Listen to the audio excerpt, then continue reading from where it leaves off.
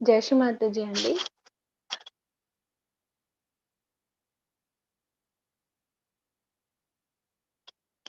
ఈరోజు ధ్యాన కార్యక్రమానికి విచ్చేసిన మీ అందరికీ స్వాగతం అండి. ముందుగా మనం శ్రీ మాతాజీ గారిని ఈరోజు మనందరికీ ధ్యాన స్థితిని ఇమ్మని కుండల్ని రైజ్ చేసుకొని బంధం తీసుకుందాము.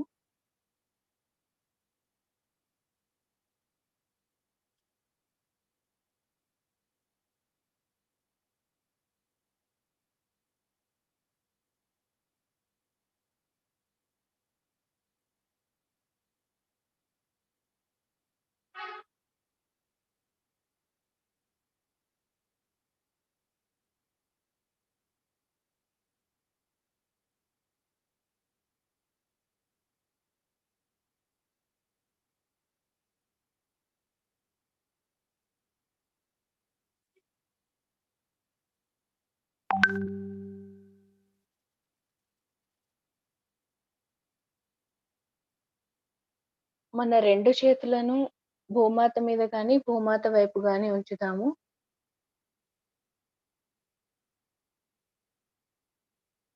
మనం ఇలా ప్రార్థిద్దాం. అమ్మ భూమాత, దయచేసి మాలో ఉన్న సమస్త దోషాలను, బాధలను భూతత్వం ద్వారా తీసివేయండి అమ్మా.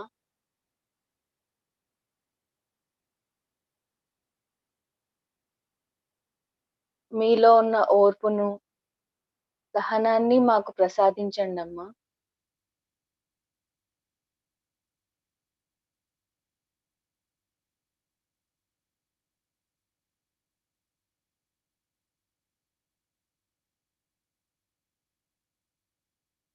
అమ్మా భూమాత, దయచేసి మా సూక్ష్మ వ్యవస్థలో ఉన్న సమస్త దోషాలను తీసివేయండి అమ్మా.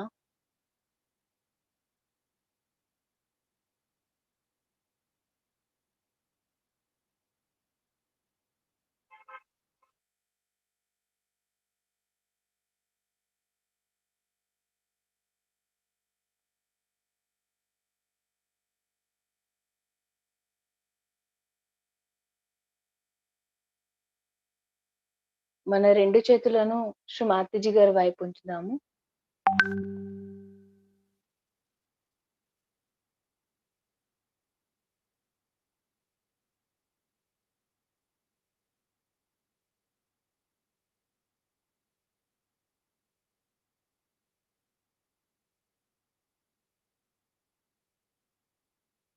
మన కుడి చేతిని భూమి మీద ఉంచుదాము. ఎడమ చేతిని శ్రీ మాతాజీ గారి వైపు ఉంచి ఇలా ప్రార్థిద్దాం. అమ్మా దయచేసి మా ఇడానాడిలో ఉన్న సమస్త దోషాలను, బాధలను భూతత్వం ద్వారా తీసివేయండి అమ్మా. మాకు శుద్ధ ఇచ్ఛాశక్తినివ్వండి అమ్మా.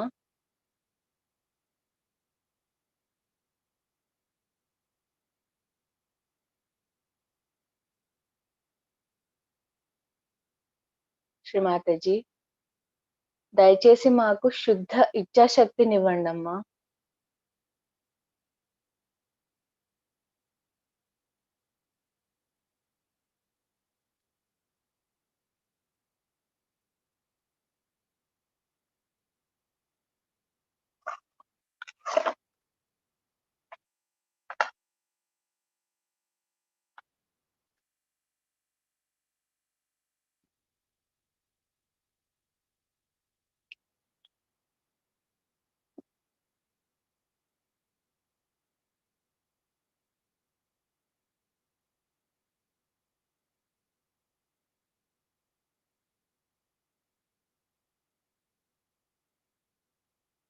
శ్రీ మాతాజీ, దయచేసి మా ఎడమ భాగాన్ని శుద్ధి చేయండి అమ్మా.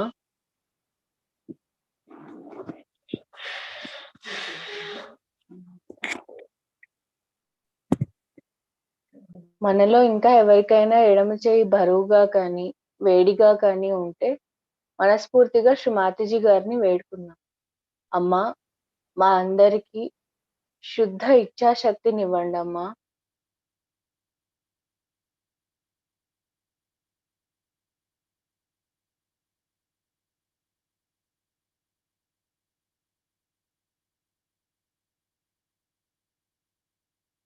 ఇప్పుడు మనం మన కుడి భాగాన్ని శుద్ధి చేద్దాము.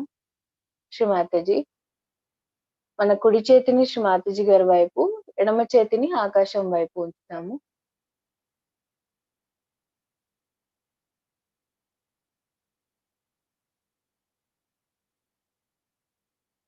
శ్రీ దయచేసి మా కుడి భాగంలో ఉన్న అధికమైన వేడిని ఆకాశతత్వం ద్వారా తీసివేయండమ్మా.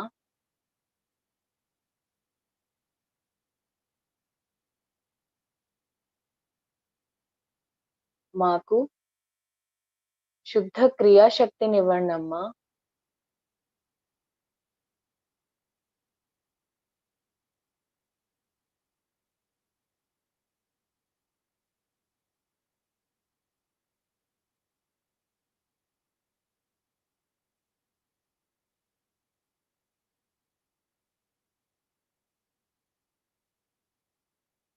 దయచేసి మా కుడి భాగంలో ఉన్న అధికమైన వేడిని ఆకాశతత్వం ద్వారా తీసివేయండమ్మా.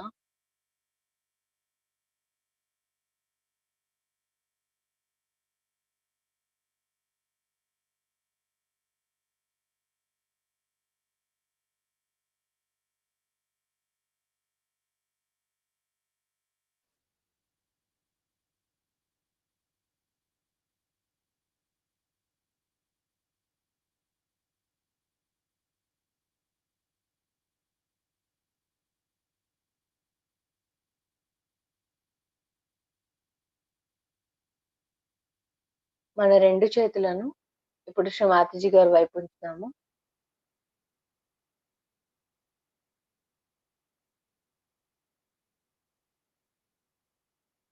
అమ్మా, దయచేసి మా అందరికీ సమతుల్యాన్ని ప్రసాదించండమ్మా.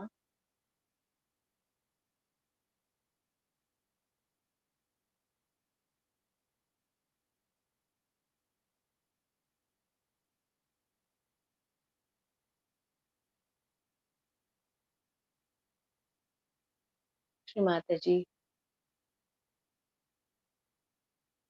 దయచేసి మాకు నిర్విచార స్థితిని ప్రసాదించండమ్మా.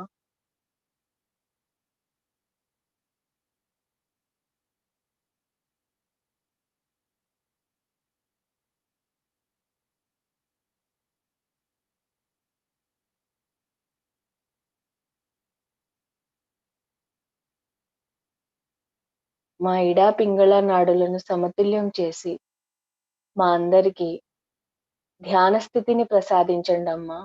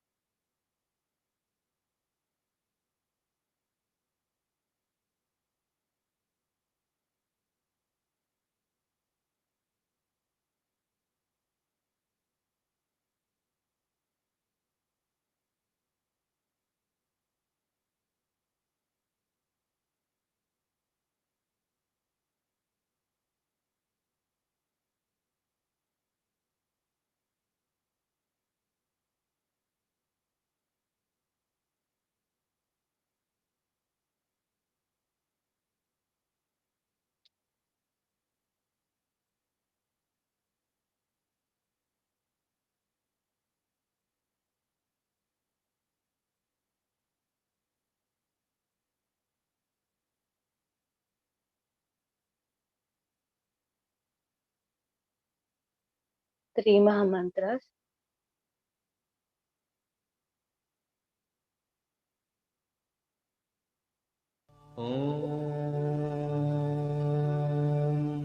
त्वमेव साक्षात् श्री महालक्ष्मी महासरस्वती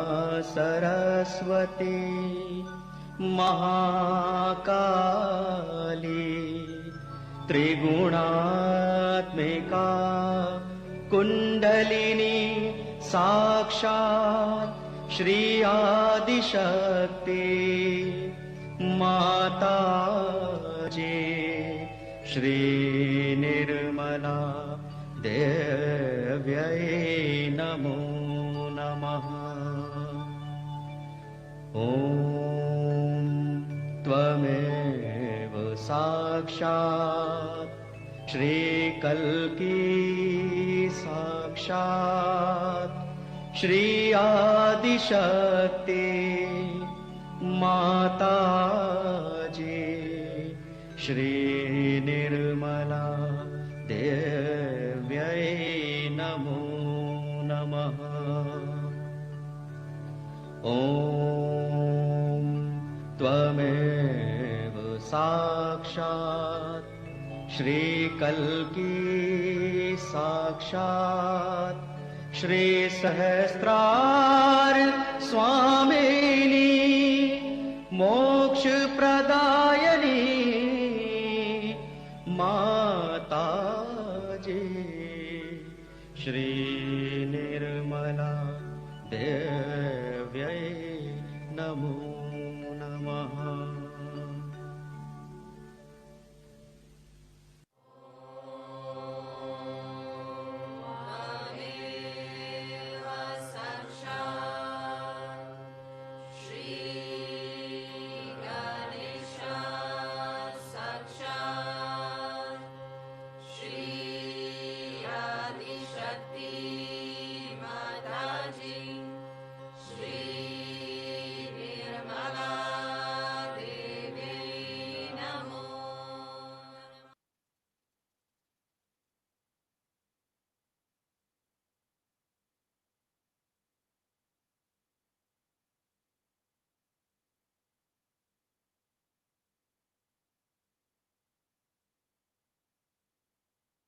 మనందరము మన చిత్తాన్ని సహస్రారంలో ఉంచుకొని శ్రీ మాతాజీ గారి ప్రవచనం విందాం.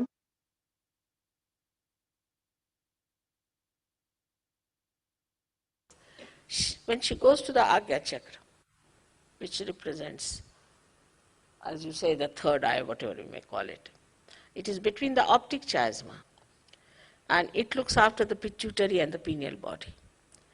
And as a result, we have developed two institutions called ego and superego. The ego is the one which tells us, I have done it, I am doing this.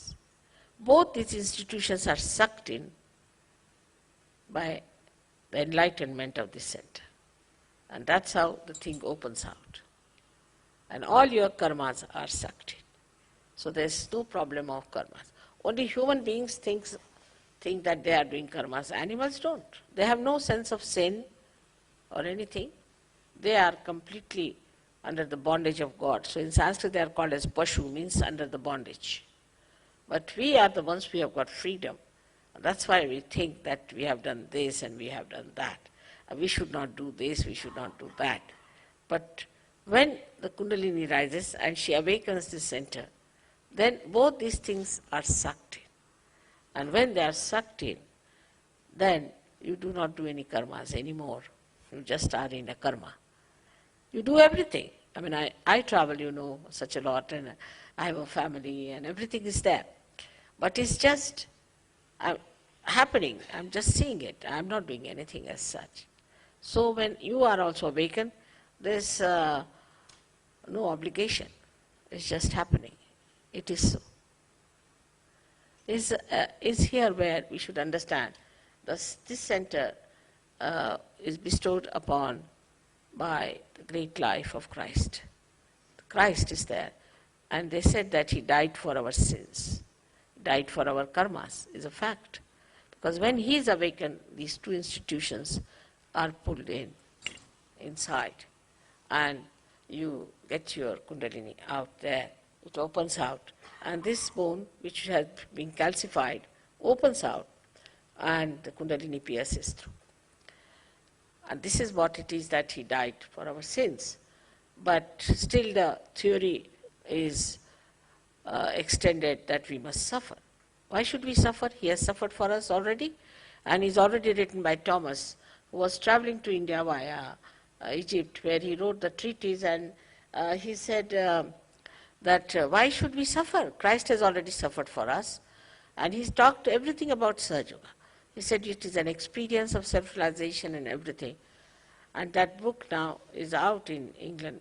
After 48 years, they could decode the whole thing, which was found about 48 years back in Egypt, and is out now, and is beautiful. Gnostics is the name of the book, but is not so much appreciated by some of the people because it challenges the theories of sufferings and confessions and all this nonsense.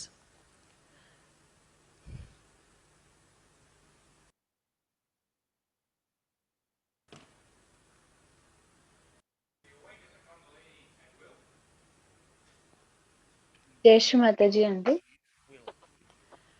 ముందుగా ఈరోజు మనము శ్రీమాతి గారు చెప్పిన ప్రవచనంలో ఉన్న విషయాల్ని చూద్దాము. ఇందులో ముఖ్యంగా ఈరోజు ఆజ్ఞ చక్రం గురించి మాట్లాడుతున్నారు. ఈ ఆజ్ఞ చక్రం యొక్క ముఖ్యమైన సమస్య ఏంటి అంటే ఆలోచనలు అన్నమాట. మనందరికీ తెలుసు రోజు మనం ధ్యానం చేయాలి, మన కుండల్ని అన్ని చక్రాలు దాటి సహస్రారం చేరుకోవాలి అని. కానీ అన్ని చక్రాలలో అతి క్లిష్టమైన చక్రం ఈ ఆజ్ఞ చక్రం. ఎందుకంటే ఇక్కడ మనకి ఆలోచనలు రెండు విధాలుగా మనల్ని ధ్యాన స్థితిని చేరుకోవడానికి ఆపుతాయి. ఒకటి మన అహంకారము, ఇంకొకటి మన ప్రత్యహంకారం.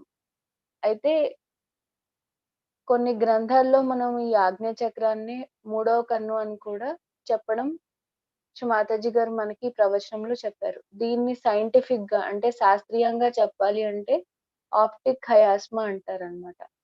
ఆప్టిక్ హయాస్మా అంటే ఏం లేదు, మన రెండు కళ్ళల్లో నుంచి రెండు నరాలు ఉంటాయన్నమాట. సో అవి రెండు వెళ్ళి వెనక కలుస్తాయి, అంటే క్రాస్ అవుతాయి అన్నమాట.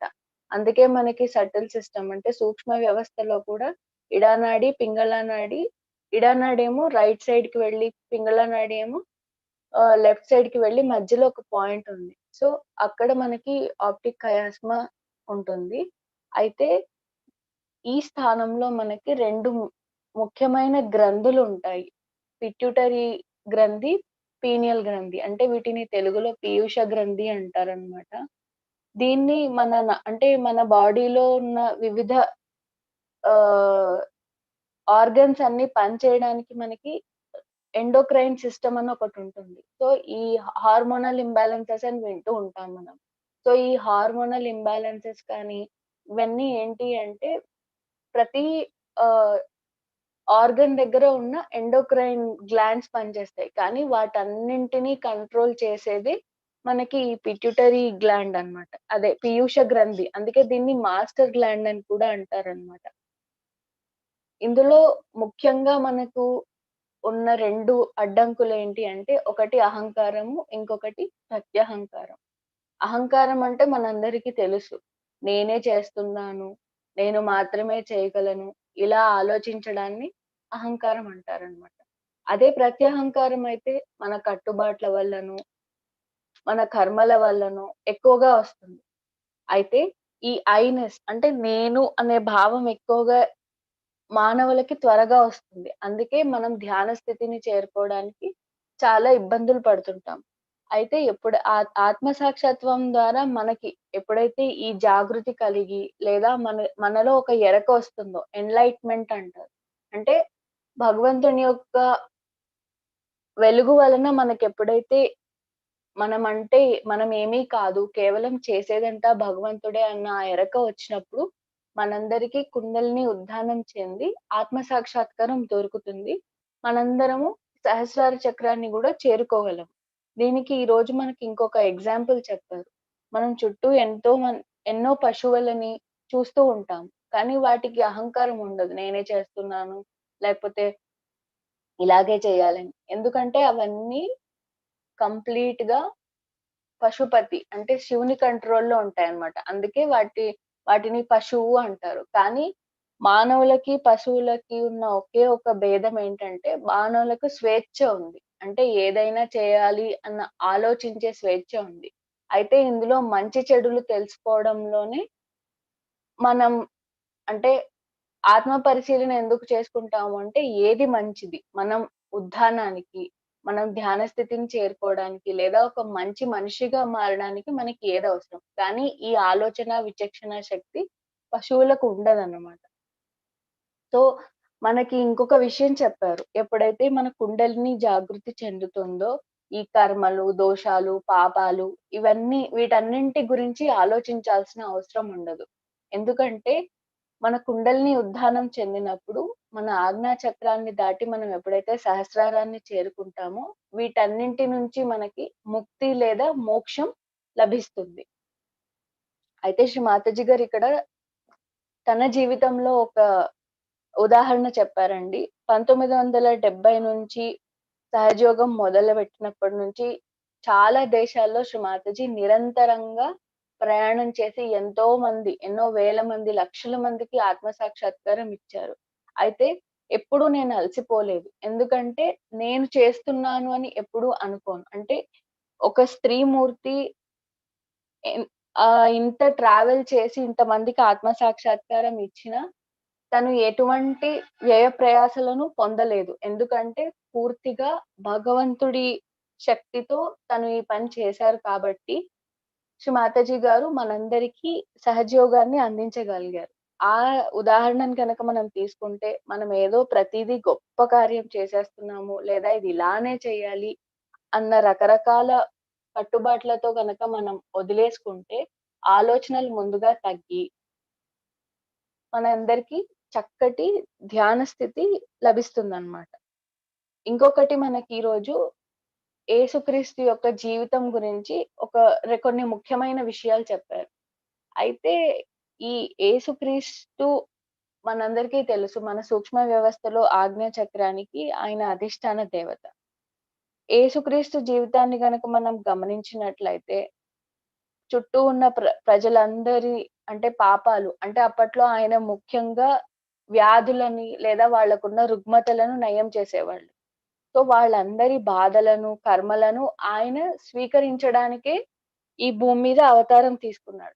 సో, ఆయన చేసిన పనిని ఇంకా మనము గ్రహించకుండా కేవలం ఇంకా మనం పాపులము, లేకపోతే మనం ఆ తప్పులు చేశాము, నేను ఈ కర్మ చేశాను అని ఇలానే ఆలోచించుకుంటూ ఉండడం వల్ల ఏదైతే క్లిష్టమైన చక్రం ఆజ్ఞా చక్రం ఉందో అది తెరుచుకోకపోవడం వల్ల మనకు సహస్రార చక్రాన్ని చేరుకోవడం చాలా కష్టం.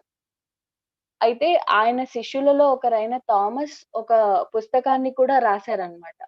అంటే మనందరికీ ఆత్మ సాక్షాత్కారం ఎందుకుండాలి? ఈ ట్రియేటైజ్ అంటే ఏంటి అంటే ఒక చిన్న గ్రంథం లాంటిది. ఫర్ సపోజ్ ఇప్పుడు మనకి బైబుల్ ఇలాంటి ఒక చిన్న గ్రంథాన్ని ఆయన రాశారు. కానీ ఇదంతా మనుషులు అంటే మనందరం చదవడానికి కానీ వాడుకలోకి లేదు. ఎందుకంటే చాలా మందికి ఈ విషయం నచ్చలేదు. ఇప్పుడు మనం ఎంతో మంది మత గురువులని వాళ్ళందరిని చూస్తూ ఉంటాం. వాళ్ళందరూ మేమే గొప్ప, మా మతమే గొప్ప అంటుంది. కానీ అసలు మతం అంటే ఏంటి అంటే ఏ మతాన్ని పొగడదు. భగవంతుని గురించి చెప్పే కొన్ని విషయాలను రాసి అందరికీ ఆత్మ సాక్షాత్కారం గురించి చెప్పారు ఈ థామస్ గారు. వీళ్ళు కూడా మనకి సహజయోగం గురించి, కుండలిని ఎప్పుడైతే మనందరిలో ఉద్ధానం చెంది మనందరము నిర్విచార స్థితిని చేరుకుంటామో, ఆ తక్షణమే మనందరిలోని కర్మలు, పాపాలు అన్నీ కూడా తొలగిపోతాయి. సో, మనందరికీ నిరంతరం ధ్యాన స్థితిని కావాలి అని మనం ఎందుకు శ్రీ మాతాజీ గారిని వేడుకోవాలి అంటే, మనలో ఉన్న కుండలిని శక్తి ఉత్థానం చెంది అన్ని చక్రాలు అంటే ఎప్పుడు చక్రాలు, నాడులు అని ఎందుకు అంటారంటే, మనందరిలో సూక్ష్మంగా పనిచేయాల్సింది. కుండలిని శక్తి పనిచేసేది కేవలం ఈ సూక్ష్మ వ్యవస్థ ద్వారా మాత్రమే. ఆ సూక్ష్మ వ్యవస్థ ద్వారా మనకి కుండలిని శక్తి పనిచేసినప్పుడే మన స్థూల శరీరంలో ఉన్న ఏ ఇబ్బందైనా తొలగిపోతుందన్నమాట. ఇది ఈరోజు మనకి మాతాజీ గారి ప్రవచనంలో చెప్పిన కొన్ని విషయాలు. మనందరం ఇప్పుడు కొద్దిసేపు ఆజ్ఞ చక్రం మీద ధ్యానం చేద్దాము. శ్రీ మాతాజీ గారిని అడుగుదాం. శ్రీ మాతాజీ దయచేసి మా అందరికి ధ్యాన స్థితి. అంటే మనందరికీ తెలుసు. మనకి చేతుల్లో వైబ్రేషన్స్ వస్తూ ఉంటాయి. కానీ ఇంకా మదర్ దగ్గర కూర్చున్నప్పుడు మనకి చిన్న చిన్న ఆలోచనలొస్తుంటాయి. మాతాజీ గారు మనకి ఒకటే చెప్పారు. ఏ అయినా ఆలోచనలొస్తూ ఉంటే, ఈ ఆలోచన నాది కాదు అనుకోని, కేవలం మనం నిర్విచార స్థితిని ఇమ్మని అడుగుదాం. మన 2 చేతులను శ్రీ మాతాజీ గారి వైపు ఉంచి, మనందరికీ ఆత్మ సాక్షాత్కారం తీసుకున్నప్పుడు ఒక విషయం చెప్పు అంటారు. మన కుడి చేతిని మనము మన నుదిటి భాగాన పెట్టేసి, మనం ఇలా చెప్తాం. శ్రీ మాతాజీ, అందరినీ నేను క్షమిస్తున్నాను. నన్ను నేను క్షమించుకుంటున్నాను.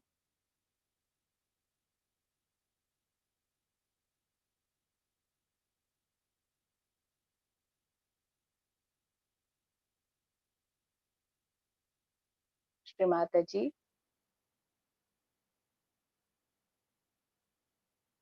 నన్ను నేను క్షమించుకుంటున్నాను.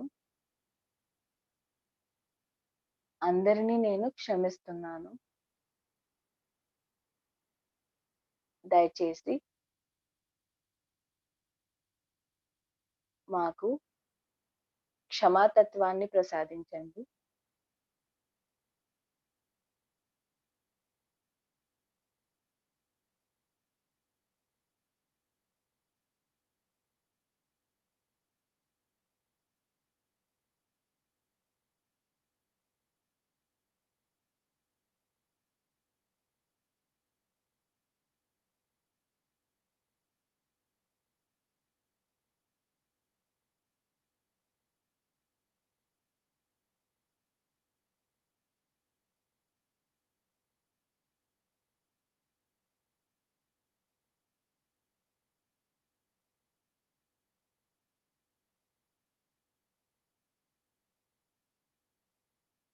మెల్లిగా మన కుడి చేతిని తల వెనుక అంటే మనకు తెలుసు. మనకి ఫస్ట్ రోజున మనకి తల వెనక భాగాన చేయి పెట్టుకోమని చెప్పుంటారు కదా! ఇప్పుడు మాతాజీ గారు చెప్పారు మనకి. పిట్యూటరీ గ్లాండ్ ఉంటుందన్నారు కదా! ఆ ప్రదేశంలో మన కుడి చేతిని ఉంచి, మనమిలా శ్రీ మాతాజీ గారిని ప్రార్థిద్దాం. అమ్మా దయచేసి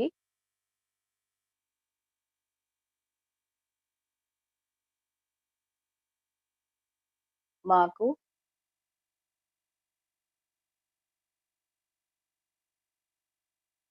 ఈ ఆజ్ఞా చక్రంలో ఉన్న దోషాలన్నింటిని తీసివేయండి. మామూలుగా అయితే దీన్ని మనం బ్యాక్ ఆజ్ఞ అని కూడా అంటామనమాట. అంటే ఆజ్ఞా చక్రకి వెనుక భాగం.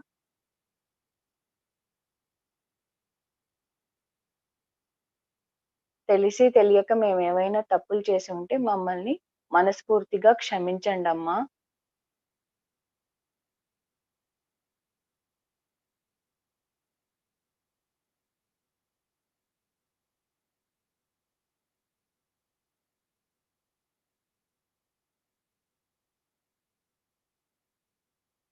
మాలో ఉన్న వ్యర్థమైన ఆలోచనలను తీసివేయండమ్మా.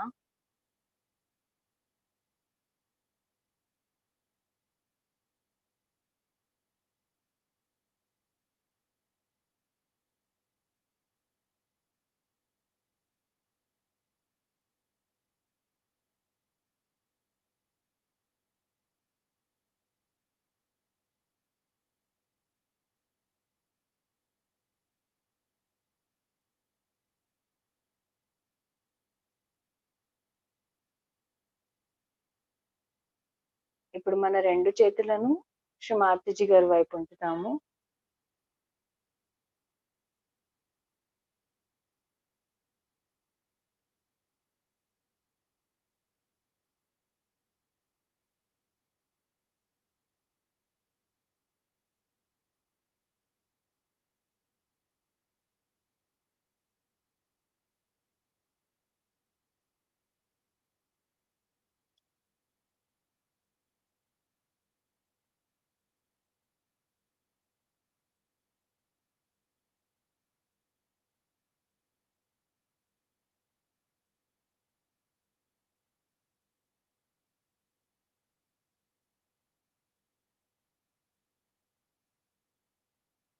మనలో ఇంకా ఎవరికైనా ఆలోచనలు వస్తూ ఉంటే శ్రీ మాతాజీ గారి బొట్టు చూద్దాము. శ్రీ మాతాజీ, దయచేసి మా అందరికీ నిర్విచార స్థితిని ప్రసాదించండమ్మా.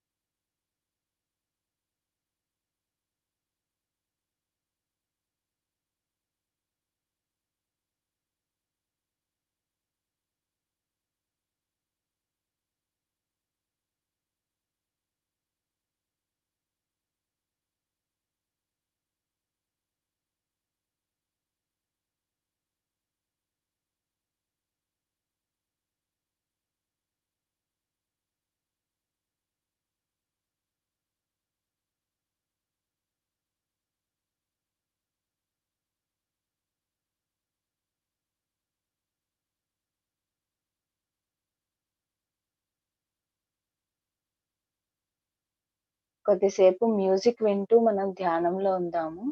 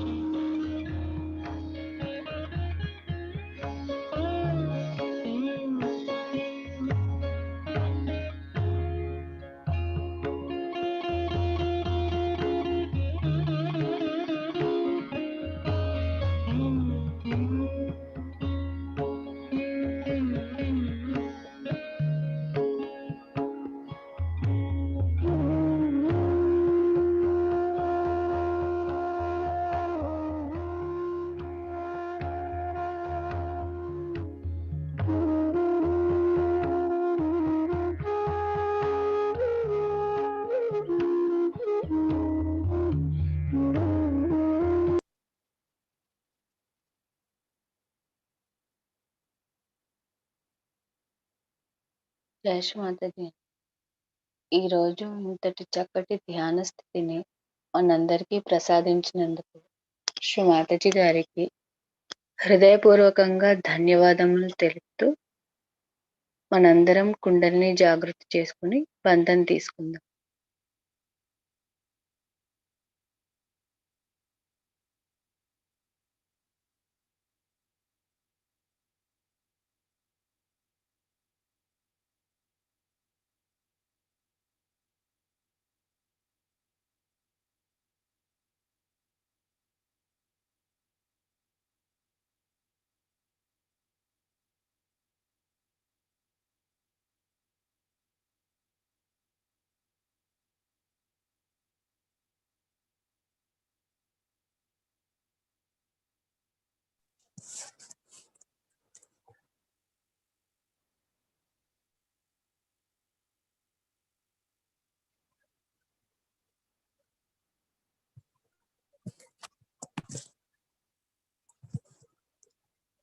జై శ్రీమాతాజీ అండి. ఒక చిన్న పోల్ కండక్ట్ చేద్దామండి. ఒక చిన్న 3 క్వశ్చన్స్ ఉంటాయి. మీకు స్క్రీన్ మీద కనపడుతూ ఉంటాయండి. ఆ 3 క్వశ్చన్స్కి కొంచెం మీరు ఆన్సర్ చేస్తారు.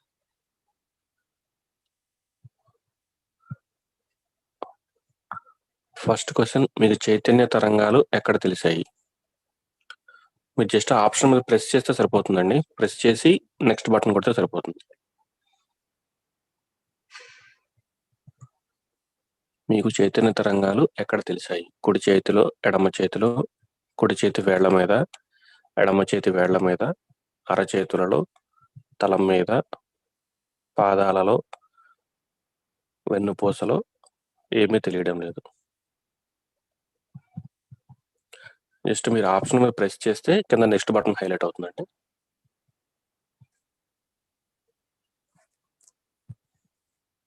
రెండు ఆప్షన్స్ కూడా సెలెక్ట్ చేసుకోవచ్చు అండి. మనకి ఇక్కడ మల్టిపుల్ చాయిస్ ఇది.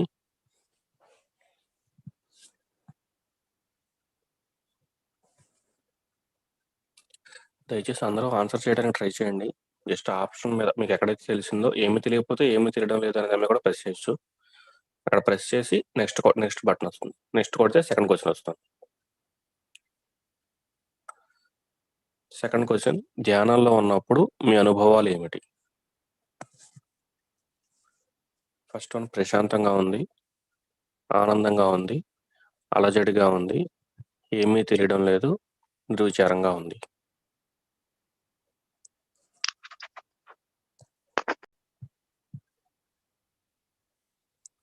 నెక్స్ట్ థర్డ్ క్వశ్చన్ అండి, చైతన్య తరంగాల అనుభవం మీకు ఎలా అనిపించింది?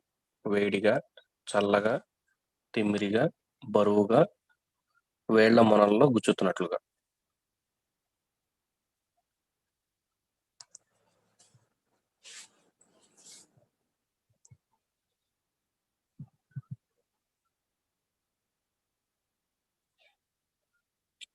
లాస్ట్ సబ్మిట్ అని ఉంటుంది. ఆ సబ్మిట్ అనే బటన్ ప్రెస్ చేయండి.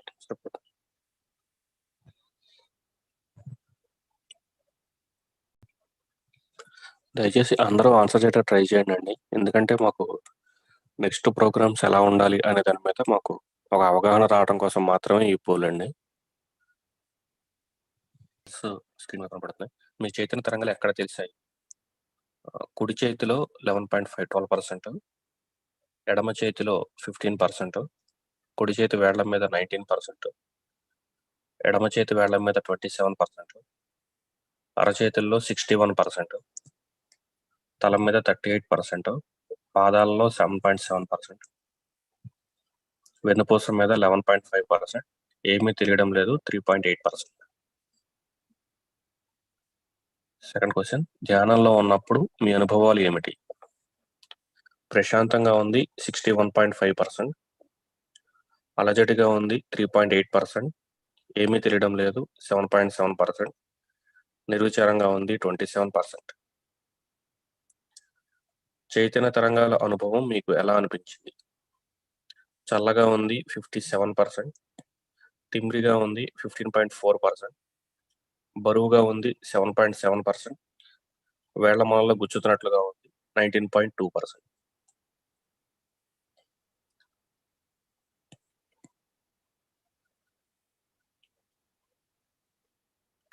ఓకే అండి. అలజడిగా ఉంది అని అనేవాళ్ళు కొంచెం ఫుడ్ సోకింగ్ చేయడానికి ట్రై చేయండండి. రోజు సాయంత్రం 9:30కి మనం లింక్ షేర్ చేస్తున్నాం, యూట్యూబ్ లింక్. ఫుడ్ సోకింగ్‌లో మీకు చాలా వరకు బ్యాలెన్సింగ్‌లోకి వస్తుంది. మీకున్న టెన్షన్స్ అన్నీ కూడా చాలా వరకు ఆ ఫుడ్ సోకింగ్‌లో క్లియర్ అయిపోతాయండి. కొంచెం అది కుదిరితే 2 సార్లు చేయడానికి కూడా ట్రై చేయండి. నెక్స్ట్ ఏమీ తెలియడం లేదు అనేవాళ్ళు కొంచెం అడ్మిన్స్‌కి కాల్ చేయండండి. వాళ్ళు మీకు కొంచెం డైరెక్షన్స్ ఇస్తారు. అది మీకు చాలా హెల్ప్ అవుతుంది.